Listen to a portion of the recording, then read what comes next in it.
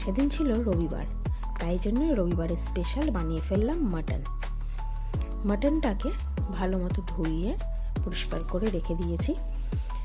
কড়াইয়ে সর্ষের তেলে শুকনো লঙ্কা তেজপাতা ফোড়ন দিয়ে পেঁয়াজ ভালো মতো লালচে করে ভেজে নিতে হবে। পেঁয়াজ ভাজা হয়ে গেলে আদা রসুনের পেস্ট দিয়ে আবারও কিছুক্ষণ ভেজে নিয়ে তারপর এতে ধুয়ে রাখা মাটনটা দিয়ে দিতে হবে। মাটন শুদ্ধ বাকি সব ভাজা মশলা একসাথে ভালো মতো মিশিয়ে নিতে হবে। দেখবেন মাটনের কালারটা আস্তে আস্তে চেঞ্জ হয়ে আসছে। সব মটন ভালো মতো মিক্সড হয়ে গেলে এবার এতে প্রথমে হলুদ গুঁড়ো দিয়ে ভালো মতো মিশিয়ে নিতে হবে।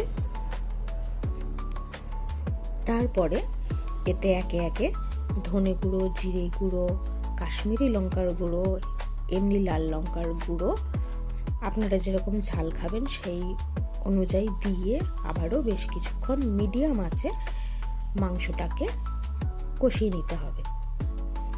যতক্ষণ না মশলার কাঁচা গন্ধটা চলে যাচ্ছে ততক্ষণ মাংসটাকে কষিয়ে নিতে হবে। দেখুন মিডিয়াম আঁচে মাংসটাকে কষিয়ে নিচ্ছি, কি সুন্দর কালার চলে এসছে। এরপরে এতে স্বাদ মতো নুন দিয়ে আবারও বেশ কিছুক্ষণ সবটা কষিয়ে নিতে হবে। মিডিয়াম আঁচে মিক্সটা করবেন, তাহলে দেখবেন আস্তে আস্তে খুব সুন্দর একটা স্মেলও বেরোবে আর মশলা থেকে তেল ছাড়তে শুরু করবে। মাংস কষানো হয়ে গেলে এবার প্রেসারের নিচে কিছুটা গরম জল দিয়ে তার মধ্যে আলু দিয়ে মাটন তুলে দিতে হবে। আর অবশ্যই একটা গোটা কোয়া রসুন দিয়ে দেবেন। এই রসুনটা কিন্তু গরম ভাতের সাথে খুব ভালো লাগে। তারপর 6টা থেকে 8টা সিটি দিয়ে নামিয়ে ফেলুন।